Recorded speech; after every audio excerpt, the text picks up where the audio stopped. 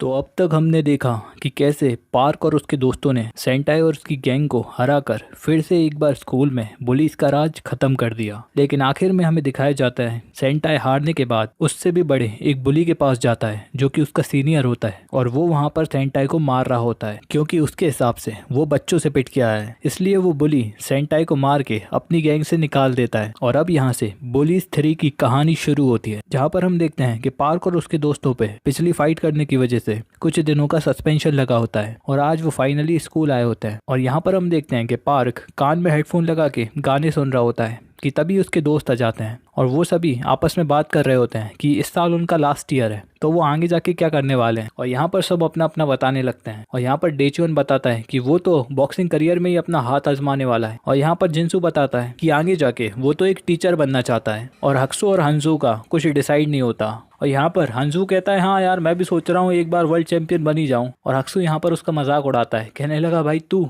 World champion बनेगा, पहले gym में जाकर 100 ग्राम के डंबल साफ कर चल। और आखिर में पार्क बताता है कि वो एक पुलिस ऑफिसर बनना चाहता है और वो उसकी तैयारी भी कर रहा है। और अब नेक्स्ट सीन में हम देखते हैं कि पार्क के स्कूल टीचर को, जो कि पार्क की काउंसलिंग कर रहे होते हैं, जहाँ पर वो उससे पूछते हैं कि वो आगे जाके क्या करने वाला है। जहाँ पर पार्क बताता है कि वो एक पुलिस ऑफिसर बनेगा। और यहाँ पर उसके टीचर उसे वार्न करते हैं कि अगर उसे पुलिस ऑफिसर बनना है तो उसे कहीं भी फाइट्स में नहीं पड़ना चाहिए, क्योंकि अगर एक बार उसकी कंप्लेंट पुलिस स्टेशन में गई तो वो कभी पुलिस में नहीं जा पाएगा। और पार्क कहता है कि ठीक है, वो समझ गया है और अब वो कभी फाइट नहीं करेगा। और अब यहाँ पर इतनी डांट सुनने के बाद पार्क वापस क्लास में आता है और उसके दोस्त उससे पूछते हैं कि कैसी रही काउंसलिंग और टीचर ने क्या पूछा। यहाँ पर पार्क बताता है कि टीचर ने उसे फाइट्स में उलझने से मना किया है, क्योंकि अगर उसने एक भी गलती की तो वो पुलिस की नजरों में अपराधी होगा और वो फिर कभी पुलिस में नहीं जा पाएगा। और इसके बाद हम एक मोटे से लड़के को देखते हैं जो कि एक लड़की को परेशान कर रहा होता है और वो उसे मारने ही वाला होता है कि इतने में वहां पर हक्सू आ जाता है और वो उस लड़के का हाथ पकड़ लेता है। और फिर वो लड़का बहुत ही ज्यादा गुस्से में आ जाता है और वो हक्सू को मारने लगता है, लेकिन हक्सू उसके अटैक्स को डॉज करता है और फिर उसे एक जोरदार पंच मारता है। जिसके बाद वो लड़का अपना पेट पकड़कर वहां से भागने लगता है और कहता है उसने यूनियन गैंग के बंदे से टक्कर ली है, अब वो उसे नहीं छोड़ेगा। और यहाँ पर वो लड़की हक्सू से थैंक यू कहती है और अब ये दोनों आपस में नंबर्स एक्सचेंज करते हैं। और इसके बाद हमें जिम में पार्क और जिनसू को दिखाया जाता है जो कि जिम में अपनी बॉक्सिंग की प्रैक्टिस कर रहे होते हैं। और यहाँ पर जिनसू बॉक्सिंग में बेहतर हो रहा होता है। और इसके बाद हम स्कूल में जो गीटाई के गैंग के बंदे थे उन्हें देखते हैं। और अब गीटाई और सेंटाई के पिटने के बाद उनकी तो एकदम से उम्मीद ही टूट गई होती है। और वहाँ पर 2 जूनियर आते हैं और अब तो वो भी उन्हें चमका के जाने लगते हैं और अब तो हर क्लास का बंदा उनका मजाक उड़ा रहा होता है। और इसके बाद हम सियोंग को देखते हैं जो कि इन सभी बुलीज में से सबसे बड़ा बुली होता है। और वो और उसकी गैंग एक बच्चे को अभी अभी बुली ही कर रहे होते हैं और उसके बाद उसके पैसे छीन लेते हैं। और इसके बाद उन्हें याद आता है कि गीटाई और सेंटाई को पीट दिया गया था और इसलिए उनके पैसे तो आए नहीं है। और फिर वो ट्रेन पकड़ के पार्क के स्कूल की तरफ निकल जाते हैं और वहां पहुंचकर उन्हें पार्क के स्कूल के कुछ लड़के मिलते हैं जो कि उनके काफी जूनियर होते हैं। और सियोंग और उसकी गैंग उन दोनों ही लड़कों को काफी मारते पीटते हैं, उन्हें इंसल्ट करके उनके पैसे छीन लेते हैं। और इसके बाद हम देखते हैं कि वो तीनों पिटेले जो कभी गीटाई के मेंबर थे वो पीछे से आके ये सब देखते हैं और वो सियोंग और उसकी गैंग के कपड़े देखकर समझ जाते हैं कि ये तो यूनियन गैंग है। और वो जल्दी से जाते हैं और उन्हें सलाम ठोकते हैं। जिसके बाद सियोंग कहता है कि अबे हो कौन तुम। जहाँ पर वो बताते हैं कि पहले हम गीटाई के मेंबर थे, उसके बाद सेंटाई के, लेकिन अब हम आपके लिए काम करेंगे। और यहाँ पर सियोंग उनसे पूछता है अच्छा तो तुम ही लोग हो वो जो सेंटाई के लिए काम करते थे। और वो उनसे पूछता है कि मेरे पैसे कहाँ हैं। लेकिन वो यहाँ पर बताते हैं कि गीटाई और सेंटाई को जिस बंदे ने मारा था उसकी वजह से अब क्लास में कोई उन्हें पैसे नहीं देता, लेकिन अब आप आ चुके हो तो आप पार्क से निपटने में हमारी हेल्प कर देना और हम फिर से एक ग्रुप बना के आपको पैसे भिजवा दिया करेंगे। तो यहाँ पर सियोंग कहता है तो ले चलो मुझे उस बंदे पार्क के पास।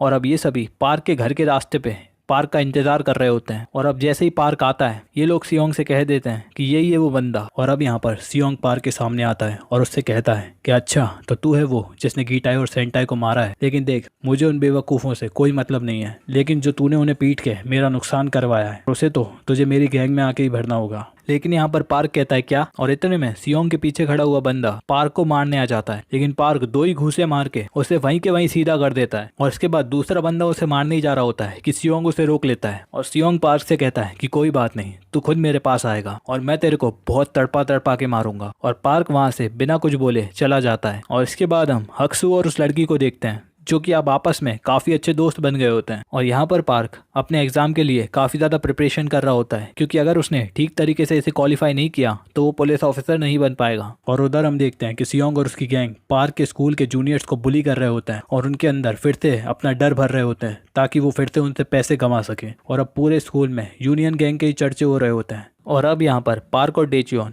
यूनियन गैंग के बारे में बात कर रहे होते हैं, जहाँ पर पार्क डेचियोन से कहता है तो मुझे डर है कि वो तुम पे भी हमला करेंगे। और अब अगले दिन जैसा पार्क ने सोचा था वैसा ही होता है। सियोंग और उसकी गैंग डेचियोन को अकेले में पकड़ लेती है और डेचियोन को बहुत पीट रहे होते हैं और दूर खड़ा जिंगसू ये सब देख रहा होता है, लेकिन उसकी इतनी हिम्मत नहीं होती कि वो बीच में जाकर डेचियोन को बचा ले। और फिर जब सब चले जाते हैं, जिंगसू जाकर डेचियोन को उठाता है और उसे बॉक्सिंग जिम में ले आता है, जहाँ पर उन्हें पार्क मिलता है। और पार्क उनकी ये हालत देखकर उनसे पूछता है कि क्या हुआ, लेकिन यहाँ पर डेचियोन बताता है कि एक्चुअली कुछ नहीं हुआ है। और फिर वो जिंगसू से पूछता है कि क्या हुआ है, और यहाँ पर जिंगसू कहता है कुछ नहीं, छोटा सा एक्सीडेंट है ये और कुछ नहीं। और दरअसल ये दोनों ही पार्क से इसलिए झूठ बोल रहे होते हैं क्योंकि पार्क का पुलिस का एग्जाम आने वाला होता है और वो नहीं चाहते कि पार्क लड़ाई झगड़े में वापस से फंसे और उसे पुलिस ऑफिसर बनने में दिक्कत आए, और इसलिए वो पार्क से ये बात छुपा लेते हैं ताकि आने वाले एग्जाम में उसे दिक्कत ना हो। और अगले सीन में सियोंग गीटाई के जो मेंबर होते हैं उन तीनों को बहुत मारता है क्योंकि वो तीनों ही बहुत हीरो बनते थे और वो तीनों होकर भी डेचियोन को नहीं संभाल पा रहे थे। सियोंग भी उनकी बेइज्जती करके उन्हें काफी मारता है। और दूसरी तरफ पार्क यूनियन गैंग को लेकर काफी ज्यादा स्ट्रेस में होता है और उसे टेंशन में देखकर पार्क की मॉम उसे गार्डन में बैठने के लिए ले जाती हैं और वो वहाँ पर बैठकर अपनी बचपन की बातें करते हैं कि कैसे पार्क कहता था कि वो अपनी मॉम को हर कीमत पे बचाएगा। और अब नेक्स्ट सीन में हम देखते हैं कि कुछ दिन बाद डेचियोन सियोंग से मिलने जाता है,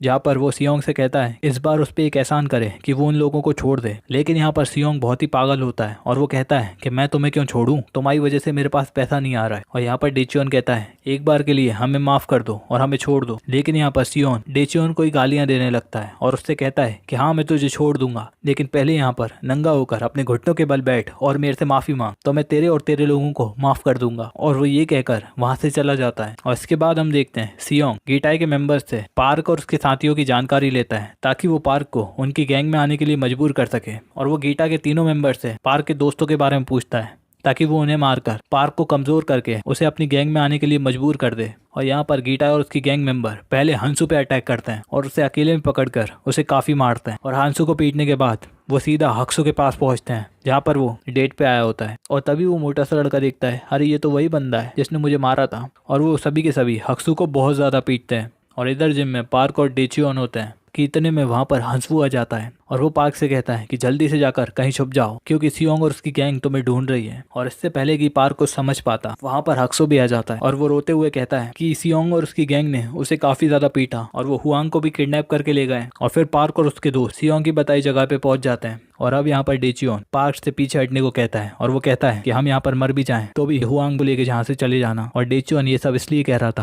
क्योंकि वो जानता था कि अगर पार्क एक बार और फाइट में पड़ गया तो उसकी कंप्लेंट पुलिस में चली जाएगी और वो उसे पीछे खड़े होने को कह देता है। और इसके बाद इन दोनों ही गैंग की फाइट शुरू हो जाती है और पार्क अपनी गैंग को पिटते हुए देख रहा होता है कि इतने में हुआंग उसे वहां से बच निकलने को कहती है। और अब पार्क हुआंग को ऊपर ब्रिज तक छोड़ के आ जाता है और फिर वो दौड़ कर आता है और वो सियोंग से कहता है कि ये गैंग फाइट हटा, 1-on-1 मर्द की तरह लड़ते हैं। और अब इन दोनों के बीच में फाइट होती है जहाँ पर पहले सियोंग पार्क पे हावी हो रहा होता है, लेकिन फिर पार्क अपनी मॉम की बातें याद करता है कि हर हालत में वो अपनी फैमिली को बचाएगा और वो फिर से उठकर सियोंग पे अटैक कर देता है। और फाइनली वो सियोंग के सर में एक जोरदार किक मारता है जिससे सियोंग वहीं पर गिर जाता है। और यहाँ पर पार्क सियोंग को भी हरा देता है। और यहाँ से स्टोरी चली जाती है 10 साल आगे और जिंसू अब एक टीचर बन चुका है और डेचियोन एक बॉक्सिंग ट्रेनर। और यहाँ पर हक्सू ने अपना रेस्टोरेंट खोल लिया है। और आखिर में हमें एक पार्क को दिखाया जाता है जो कि एक पुलिस ऑफिसर बन गया होता है। और इसी के साथ ये मूवी यहीं पर खत्म